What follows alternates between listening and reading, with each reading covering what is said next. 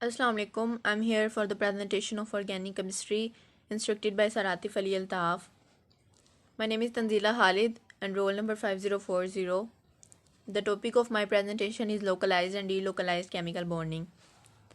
Localized chemical bonding. A covalent bond in which the bonding electrons are fixed or cannot move. ऐसा covalent bond जिसमें जो bonding electrons हैं वो fix होते हैं और move नहीं कर सकते, तो ऐसे covalent bond को हम localized bond कहते हैं. The bonding electrons are shared between only two nuclei.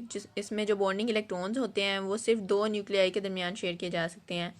For example carbon carbon single bond और एक ए बी जनरल मॉलिक्यूल है. इसमें जो दो इलेक्ट्रॉन्स हैं इसके दरमियान ये फ़िक्स हैं, ये यहाँ से कहीं और मूव नहीं कर सकते. दो न्यूक्लियाई के दरमियान फ़िक्स हैं, सिर्फ दो न्यूक्लियाई के दरमियान शेयर किए गए हैं. तो ऐसे कोवेलेंट बॉन्ड को, ऐसी केमिकल बॉन्डिंग को हम लोकलाइज्ड केमिकल बॉन्डिंग कहते हैं. The electron density is concentrated only between two nuclei of combining atoms. इसमें जो इलेक्ट्रॉन डेंसिटी होती है वो सिर्फ दो न्यूक्लियाई, कंबाइनिंग एटम्स की सिर्फ दो न्यूक्लियाई के दरमियान फिक्स होती है, कंसनट्रेटेड होती है. The electrons are called localized electrons. Electrons जो लोकलाइज्ड केमिकल बॉन्डिंग में पार्टिसिपेट करते हैं, जो कि फिक्स होते हैं, मूव नहीं कर सकते, ऐसे इलेक्ट्रॉन्स को हम लोकलाइज्ड इलेक्ट्रॉन्स कहते हैं. फॉर एग्जांपल इथेन, इसमें एक सिंगल बॉन्ड है. ये इसके जो इलेक्ट्रॉन्स हैं वो कार्बन कार्बन के दरमियान फिक्स हैं, मूव नहीं कर सकते, दो न्यूक्लियाई के दरमियान शेयर हो रहे हैं. इसी तरह जो इथीन है, इसमें जो डबल बॉन्ड है, एक सिग्मा बॉन्ड है और एक पाई बॉन्ड है. इसमें जो सिग्मा बॉन्ड और पाई बॉन्ड की इलेक्ट्रॉन डेंसिटी है, इलेक्ट्रॉन्स हैं वो दो कार्बन कार्बन की दो न्यूक्लियाई के दरमियान फिक्स हैं, इन्हीं के दरमियान शेयर हो रहे हैं, यहाँ से और कहीं और मूव नहीं कर सकते. इसी तरह इथाइन है. इथाइन में ट्रिपल बॉन्ड है, एक सिग्मा बॉन्ड है और दो पाई बॉन्ड है. पाई बॉन्ड और सिग्मा बॉन्ड दोनों की जो इलेक्ट्रॉन डेंसिटी है, इलेक्ट्रॉन्स हैं वो कार्बन कार्बन की एटम्स की जो न्यूक्लियाई हैं इनके दरमियान फिक्स हैं, शेयर इनके दोनों के दरमियान सिर्फ शेयर हो रहे हैं, कहीं और मूव नहीं कर सकते. तो ये तीनों के तीनों लोकलाइज केमिकल बॉन्डिंग शो करते हैं. Next one is it is fully described by only one living structure. जो लोकलाइज्ड केमिकल बॉन्डिंग है ये सिर्फ एक लिविंग स्ट्रक्चर से फुली डिस्क्राइब की जाती है, क्योंकि जो इलेक्ट्रॉन्स होते हैं वो फिक्स होते हैं, मूव नहीं कर सकते, सिर्फ एक ही स्ट्रक्चर रहता है, मोर देन वन स्ट्रक्चर नहीं बनते, सिर्फ एक ही स्ट्रक्चर होता है. तो एक ही स्ट्रक्चर जो है लिविंग स्ट्रक्चर से फुली डिस्क्राइब किया जा सकता है. Bond length, bond energies, heat of atomization can be calculated easily. इनकी जो बॉन्ड लेंथ है, बॉन्ड एनर्जीज हैं, हीट ऑफ एटमाइजेशन है, वो इजीली कैलकुलेट की जा सकती हैं. और इनकी जो कैलकुलेटेड वैल्यू होती है वो एक्सपेरिमेंटल वैल्यू से बिल्कुल मैच कर जाती है, बिल्कुल उसके इक्वल होती है. फॉर एग्जांपल 1,4 पेंटाडाइईन, इसमें जो फर्स्ट और फिफ्थ पोजीशन पर डबल बॉन्ड है, फर्स्ट और फोर्थ पोजीशन पर डबल बॉन्ड है, तो इसीलिए 1,4 पेंटा. 5 कार्बन एटम्स हैं तो पेंटा, और दो डबल बॉन्ड हैं तो डाईईन, 1,4 पेंटाडाईईन. जब हम इसकी हीट ऑफ एटमाइजेशन कैलकुलेट करेंगे तो हम इसकी हीट ऑफ एटमाइजेशन कैलकुलेट करने के लिए हम तमाम जो बॉन्ड एनर्जीज हैं उन्हें सम कर लेंगे. इसमें दो कार्बन कार्बन डबल बॉन्ड हैं, तो एक कार्बन कार्बन डबल बॉन्ड की जो बॉन्ड एनर्जी होती है वह 630 होती है, तो दो कार्बन कार्बन डबल बॉन्ड की जो बॉन्ड एनर्जी होगी वो 1260 किलो जॉल पर मोल होगी. इन द सेम वे दो कार्बन कार्बन सिंगल बॉन्ड हैं, तो एक कार्बन कार्बन सिंगल बॉन्ड की जो बॉन्ड एनर्जी होती है वो 345 किलो जॉल पर मोल होती है, तो टू मल्टीप्लाई बाई 345 690 किलो जॉल पर मोल. इसी तरह इसमें 8 हाइड्रोजन अटैच हैं कार्बन के साथ, 8 हाइड्रोजन कार्बन सिंगल बॉन्ड हैं, तो एक कार्बन हाइड्रोजन सिंगल बॉन्ड की जो बॉन्ड एनर्जी होती है वो 415 होती है, तो 8 की 3320 किलो जॉल पर मोल होगी. जब इनका हम सम लेंगे तो जो हमारे पास सम आएगा वो 5270 किलो जॉल पर मोल हमें हीट ऑफ एटमाइजेशन मिलेगी. और ये जो हीट ऑफ एटमाइजेशन जो हमने कैलकुलेट की है ये एग्जैक्टली जो एक्सपेरिमेंटल वैल्यू होगी उसके इक्वल होगी, उससे मैच कर जाएगी, equal to the experimental value. Equally जो कैलकुलेटेड वैल्यू है हीट ऑफ एटमाइजेशन की वो एक्सपेरिमेंटल वैल्यू के बिल्कुल मैच करेगी, बिल्कुल इक्वल होगी, क्योंकि एक ही स्ट्रक्चर है, इलेक्ट्रॉन फिक्स है, मूव नहीं कर सकते, एक ही स्ट्रक्चर रहेगा, मोर देन वन स्ट्रक्चर नहीं बनेंगे. जब मोर देन वन स्ट्रक्चर नहीं बनेंगे तो एक ही स्ट्रक्चर, एक्सपेरिमेंटल वैल्यूज़ और कैलकुलेटेड वैल्यूज सेम होंगी. So only one structure exist, एक ही स्ट्रक्चर एग्जिस्ट करेगा. Whole information can get by this structure, जो तमाम के तमाम इन्फॉर्मेशन होगी वो इस स्ट्रक्चर से ली जाएगी. The next one is delocalized chemical bonding. When the delocalized, नाम से ही शो हो रहा है कि लोकल नहीं है, इलेक्ट्रॉन्स फिक्स नहीं होंगे, मूवमेंट शो होगी, इलेक्ट्रॉन्स मूव करेंगे. When the bonding electrons are shared by more than 2 nuclei in a molecule, the bonding is said to be delocalized. जब बॉन्डिंग इलेक्ट्रॉन्स जो हैं वो मोर देन 2 न्यूक्लियाई, एक molecule में मोर देन 2 न्यूक्लियाई के दरमियान share होंगे, मूव करेंगे, फिक्स नहीं होंगे, तो ऐसी केमिकल बॉन्डिंग को हम डीलोकलाइज केमिकल बॉन्डिंग कहेंगे. फॉर एग्जांपल 1,3-ब्यूटाडाइईन, ये डीलोकलाइज केमिकल बॉन्डिंग शो करता है. इसमें 1 और 3 पोजीशन पर डबल बॉन्ड है, तो 1, 3, 4 कार्बन एटम्स हैं तो ब्यूटा, और 2 डबल बॉन्ड्स हैं तो डाइईन, 1,3-ब्यूटाडाइईन. इसमें जो शो होगी डीलोकलाइजेशन, इलेक्ट्रॉन्स के किस तरह मूव करेंगे, यहाँ हम स्टेप वाइज भी देख रहे हैं. और यहाँ मैं बताती हूँ कि ये बॉन्ड है ये इधर शिफ्ट कर जाएगा, इस पे इसने अपना इलेक्ट्रॉन दिया है तो ये इस पर पॉजिटिव चार्ज आ जाएगा. और जो ये बॉन्ड है ये अपनी वैलेंसी को पूरा करने के लिए ये बॉन्ड इधर शिफ्ट कर देगा, और इसके पास इलेक्ट्रॉन आया है तो इससे इस पर नेगेटिव चार्ज आ जाएगा. इसी तरह ये जो स्ट्रक्चर है वो चेंज हो जाएगी और मोर देन 1 स्ट्रक्चर बनेगी, तो ये डीलोकलाइज केमिकल बॉन्डिंग शो करेगा. Next one, not completely described by one live structure. ये एक लिव स्ट्रक्चर से कम्प्लीटली डिस्क्राइब नहीं किए जा सकते क्योंकि इलेक्ट्रॉन्स जो हैं वो फिक्स होते हैं, मूव नहीं कर सकते.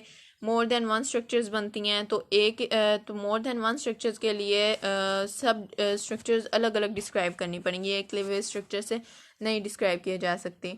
इनकी जो बॉन्ड लेंथ है, बॉन्ड एनर्जीज हैं और हीट ऑफ एटमाइजेशन है वो 1 लिव स्ट्रक्चर से कैलकुलेट नहीं की जा सकती. जब हम एक स्ट्रक्चर की हीट ऑफ एटमाइजेशन कैलकुलेट करेंगे तो वो जो है वो एक्सपेरिमेंटल वैल्यू के इक्वल नहीं होगी, उससे मैच नहीं करेगी, क्योंकि जो इलेक्ट्रॉन्स हैं वो फिक्स नहीं हैं, इलेक्ट्रॉन्स मूव करते रहते हैं, मोर देन 1 स्ट्रक्चर्स बनती हैं. सो जो heat of atomization, bond energies, bond length हैं ये कैलकुलेट नहीं की जा सकती. The more is the delocalization the more is the stability. जितनी ज़्यादा डीलोकलाइजेशन होगी उतनी ज़्यादा वो स्टेबिलिटी शो करेंगे, जितने ज़्यादा स्ट्रक्चर्स बनेंगे उतनी ज़्यादा स्टेबल होंगे एक molecule. The next one is conjugation. When 3 or more than 3p orbitals are present on adjacent atom and in one plane is said to be conjugated.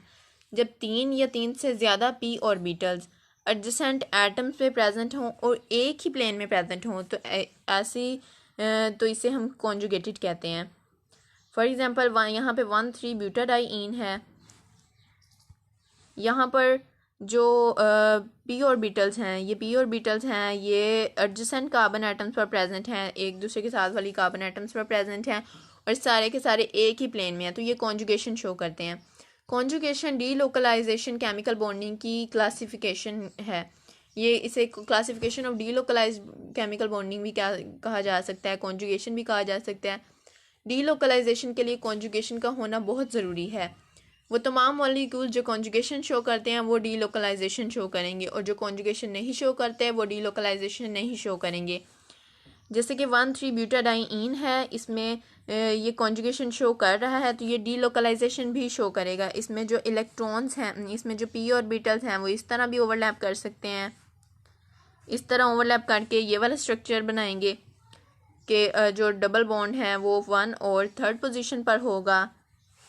इसके अलावा जो p ऑर्बिटल्स हैं वो इस तरह भी ओवरलैप कर सकते हैं, और जो डबल बॉन्ड है वो 2 और 3rd कार्बन एटम के दरमियान आएगा और दूसरे दोनों के दरमियान सिंगल बॉन्ड आएंगे, और इसके ऊपर पॉजिटिव चार्ज और एक के ऊपर पॉजिटिव और एक के ऊपर नेगेटिव चार्ज आ जाएगा.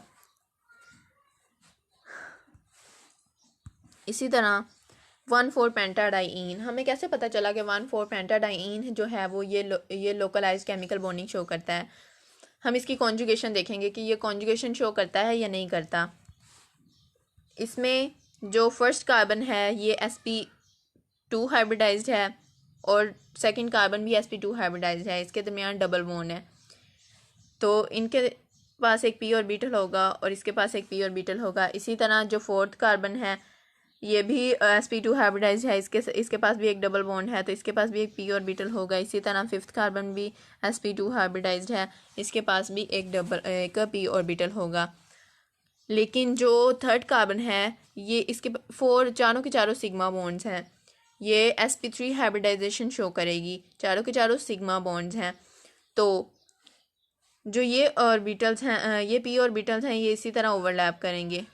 इनकी ओवरलैपिंग किसी और तरह नहीं हो सकती। इसके अलावा जो हमने कॉन्जुगेशन में देखा है कि ऐसे कॉन्जुगेशन ऐसे मॉलिक्यूल्स में होती है जिसमें जो p ऑर्बिटल्स हैं वो 3 या 3 से ज़्यादा p ऑर्बिटल्स एडजेसेंट पोजीशंस पर हों। यहाँ पर दो p ऑर्बिटल्स एडजेसेंट पोजीशन पर हैं, यहाँ पर थर्ड p ऑर्बिटल नहीं है एडजेसेंट पोजीशन पर, इसीलिए ये कॉन्जुगेशन नहीं शो करेगा, इसी तरह ओवरलैप होगा।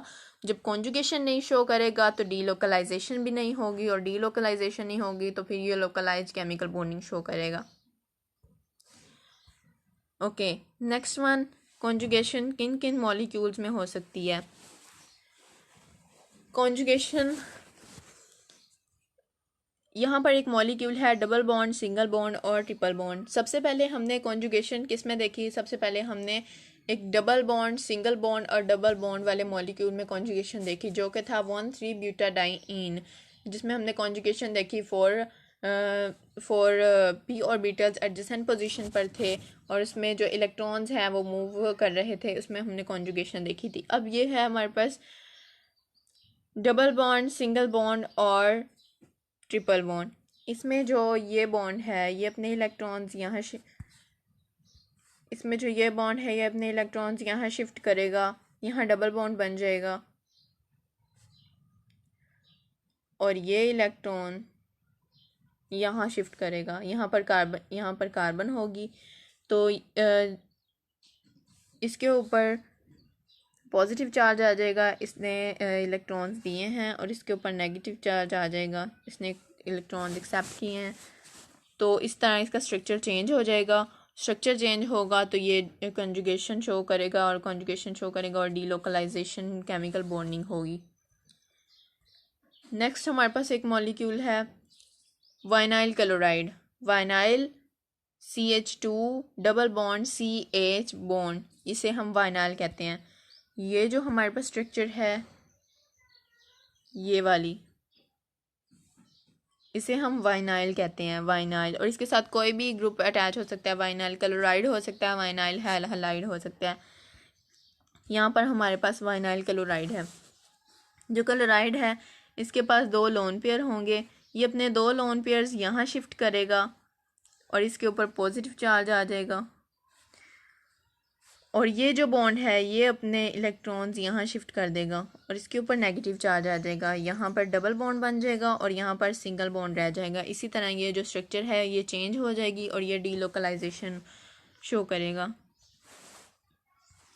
नेक्स्ट वन है हमारे पास डबल बॉन्ड, सिंगल बॉन्ड और पॉजिटिव चार्ज।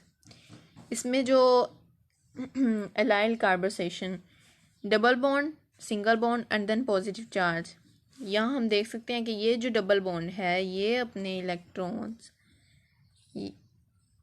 ये जो डबल बॉन्ड है ये अपने इलेक्ट्रॉन्स यहाँ शिफ्ट करेगा, यहाँ डबल बॉन्ड बन जाएगा और यहाँ से ये अपने इलेक्ट्रॉन्स देगा, तो यहाँ पर पॉजिटिव चार्ज आ जाएगा, पॉजिटिव चार्ज आ जाएगा जैसे कि हम ये देख रहे हैं। तो जो स्ट्रक्चर है वो चेंज हो जाएगा, मोर देन वन स्ट्रक्चर बन गए तो डीलोकलाइजेशन शो करेगा। इसी तरह ये हमारे पास एक स्ट्रक्चर है जिसमें डबल बॉन्ड है, सिंगल बॉन्ड है और फिर ये एक बॉन्ड है, इसे हम नेगेटिव साइन शो करेंगे। इसके पास 2 इलेक्ट्रॉन्स हैं, बॉन्ड है, फ्री बॉन्ड है, इसके बाद नेगेटिव साइन से भी ये शो किया जा सकता है। ये जो अपने बॉन्ड्स हैं ये इधर शिफ्ट करेगा और ये डबल बॉन्ड बन जाएगा, और ये जो अपना इलेक्ट्रॉन्स हैं वो इधर शिफ्ट कर जाएगा और इसके ऊपर नेगेटिव चार्ज आ जाएगा। इस तरह जो स्ट्रक्चर है उसमें चेंजिंग आएगी, स्ट्रक्चर चेंज होगा, मोर देन वन स्ट्रक्चर्स बनेंगे और डीलोकलाइजेशन होगी। इसी तरह ये हमारे पास वाइनाइल है, अलाइल है। इसमें जो कि इसमें है डबल बॉन्ड है, सिंगल बॉन्ड है और फ्री रेडिकल है। हम डबल बॉन्ड, सिंगल बॉन्ड और फ्री रेडिकल, सिर्फ इस चीज़ को देखें, डबल बॉन्ड, सिंगल बॉन्ड और फ्री रेडिकल। ये जो अपना फ्री रेडिकल है ये इधर शिफ्ट करेगा एक इलेक्ट्रॉन, और इस डबल बॉन्ड से भी एक इलेक्ट्रॉन इधर आएगा। यहाँ पर डबल बॉन्ड H2C, यहाँ डबल बॉन्ड बन जाएगा और यहाँ पर एक सिंगल बॉन्ड रह जाएगा, सिंगल बॉन्ड रह जाएगा। और यहाँ पर जो कार्बन होगी उसने अपना एक इलेक्ट्रॉन दिया है और एक इलेक्ट्रॉन अभी उसके पास है, तो फ्री रेडिकल यहाँ शिफ्ट हो जाएगा। तो इसी तरह ये जो स्ट्रक्चर है इसमें चेंजिंग आएगी। स्ट्रक्चर में चेंजिंग आने की वजह से ये डीलोकलाइजेशन शो करेगा। Okay, that was all about my topic. हमने सबसे पहले लोकलाइज्ड केमिकल बॉन्डिंग पढ़ा। लोकलाइज्ड में जो इलेक्ट्रॉन्स हैं वो इलेक्ट्रॉन्स फिक्स होते हैं, दो न्यूक्लियाई के दरमियान शेयर होते हैं। इसकी जो हमने एग्जांपल्स इथेन, इथीन, इथाइन देखी, इनमें जो इलेक्ट्रॉन्स हैं वो दो न्यूक्लियाई के दरमियान शेयर होते हैं, फिक्स होते हैं। फुली लेवल स्ट्रक्चर से डिस्क्राइब किया जा सकता है। Bond length, bond energies, heat of atomization easily calculate की जा सकती हैं, जो कि जो एक्सपेरिमेंटल वैल्यू होती है उसके इक्वल होती है। 1,4-ब्यूटाडाइन की हमने हीट ऑफ एटमाइजेशन निकाली जो कि बिल्कुल एक्सपेरिमेंटल वैल्यू के इक्वल थी। एक्सपेरिमेंटल वैल्यू के इक्वल होने से हमें पता चला कि इसका सिर्फ एक ही स्ट्रक्चर एग्जिस्ट है करता है, और हमें तमाम जो इंफॉर्मेशन है वो इसी स्ट्रक्चर से मिल सकती है। फिर हमने डीलोकलाइज केमिकल बॉन्डिंग के बारे में पढ़ा। डीलोकलाइज केमिकल बॉन्डिंग में जो इलेक्ट्रॉन्स होते हैं वो मूव करते हैं, फिक्स नहीं होते, मोर देन 2 न्यूक्लियाई के दरमियान शेयर होते हैं, तो इसे हम डीलोकलाइज केमिकल बॉन्डिंग कहते हैं। इसकी हमने एग्जांपल देखी 1,3-ब्यूटाडाइन। 1,3-ब्यूटाडाइन में हमने देखा कि इलेक्ट्रॉन्स जो हैं वो किस तरह ट्रांसफ़र हो रहे हैं, एक जगह से दूसरी जगह मूव कर रहे हैं और डीलोकलाइजेशन शो कर रहे हैं।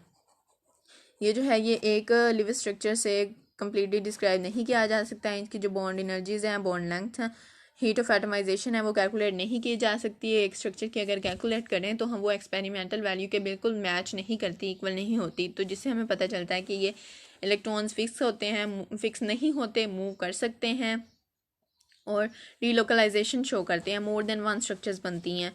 जितनी ज़्यादा डीलोकलाइजेशन होगी उतनी ज़्यादा स्टेबिलिटी होगी, जितने ज़्यादा स्ट्रक्चर्स बनेंगी उतनी ज़्यादा स्टेबल होगा मॉलिक्यूल। कॉन्जुगेशन हमने देखा। कॉन्जुगेशन में जो 3 या 3 से ज़्यादा पी ऑर्बिटल्स हैं वो एडजेसेंट पोजीशन पर प्रेजेंट होते हैं और एक ही प्लेन में प्रेजेंट होते हैं, इसे हम कॉन्जुगेशन कहते हैं। कॉन्जुगेशन 1,3-ब्यूटाडाइन कॉन्जुगेशन शो करता है तो डीलोकलाइजेशन भी शो करता है। डीलोकलाइजेशन के लिए कॉन्जुगेशन का होना बहुत ज़रूरी है। इस तरह हमने देखा कि 1,4-पेंटाडाइन कॉन्जुगेशन शो नहीं करता, कॉन्जुगेशन शो नहीं करेगा तो ये डीलोकलाइजेशन भी शो नहीं करेगा, डीलोकलाइजेशन शो नहीं करेगा तो लोकलाइज होगा। फिर हमने कॉन्जुगेशन देखी कि किन किन मॉलिक्यूल में हो सकती है। यहाँ हमने देखा double bond, single bond, triple bond में हो सकती है। फिर हमने देखा कि डबल बॉन्ड, सिंगल बॉन्ड और लोन पेयर में हो सकती है, क्योंकि क्लोरीन के पास लोन पेयर्स होते हैं और ये मोस्टली वाइनाइल कंपाउंड्स में होती है, तो वाइनाइल क्लोराइड में हमने देखा। उसके बाद हमने देखा डबल बॉन्ड, सिंगल बॉन्ड और पॉजिटिव चार्ज वाले मॉलिक्यूल्स में होती है, तो मॉलिक्यूल्स में होती है जहाँ पे ये डबल बॉन्ड वाले अपने इलेक्ट्रॉन सिंगल बॉन्ड की तरफ ट्रांसफ़र करते हैं और पॉजिटिव चार्ज दूसरी साइड पे आ जाता है और मोर देन वन स्ट्रक्चर बन जाती हैं। इसी तरह हमने डबल बॉन्ड, सिंगल बॉन्ड और नेगेटिव चार्ज वाले में देखा, तो इसमें भी डीलोकलाइजेशन शो होती है। और फिर हमने देखा डबल बॉन्ड, सिंगल बॉन्ड और फ्री रेडिकल इसमें हमने देखा और डीलोकलाइजेशन शो की। That was all. Thank you very much. अल्लाह हाफिज़।